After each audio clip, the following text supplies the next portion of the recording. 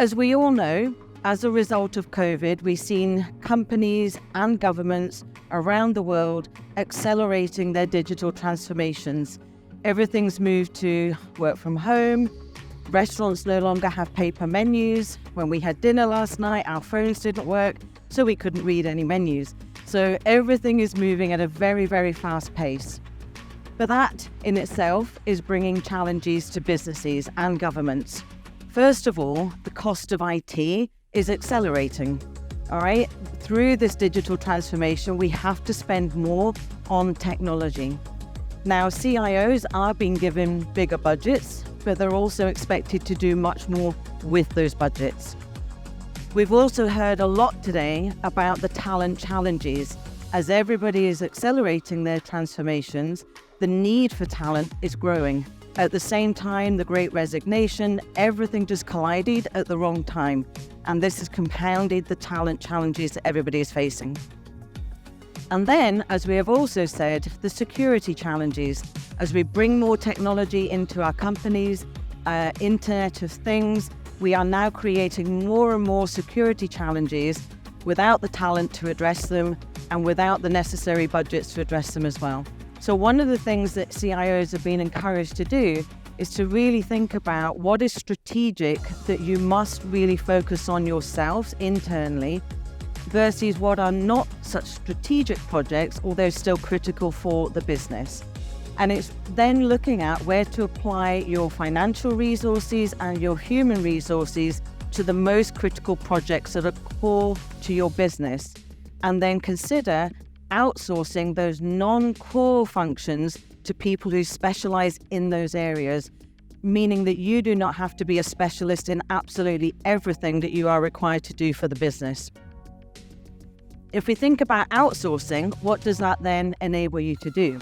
First of all, leverage that external expertise, people who know how to do the thing that you are outsourcing. It's what they do for their living.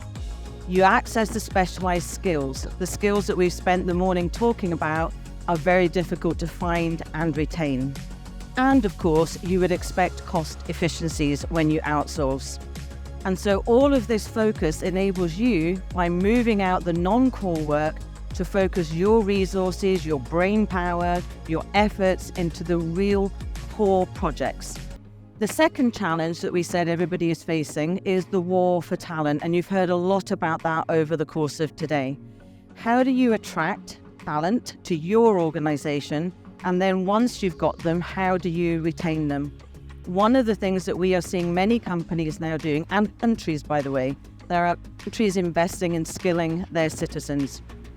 So the first thing that we see companies doing is focusing on new hire onboarding programs, really showing employees that you are investing in them, not just to get them in on day one, but that you have a program that will continue their career progression, giving them an amazing first impression of how much you care about their growth and their skills.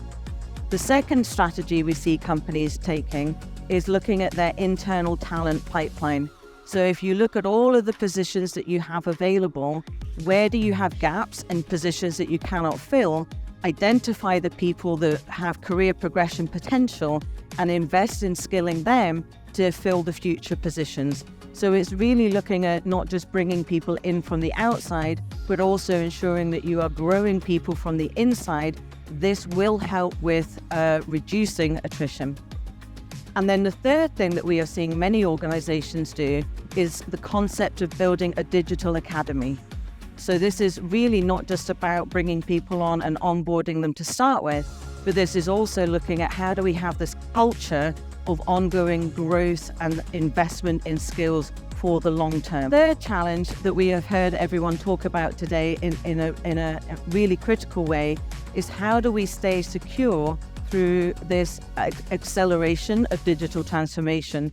Many more risks being introduced, many more people coming into the workforce, creating risk and exposure.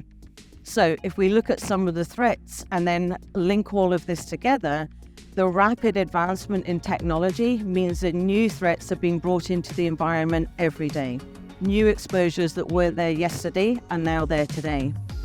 You couple that with the lack of talent available to work on identifying those threats and dealing with those threats, you just make this problem bigger. A security operations center is another example of something that you can say, should we do this ourselves, or should this be something that we allow a third-party provider to do for us so that we can focus on the core, leveraging the access to the technology and the skills that you then don't have to build in-house.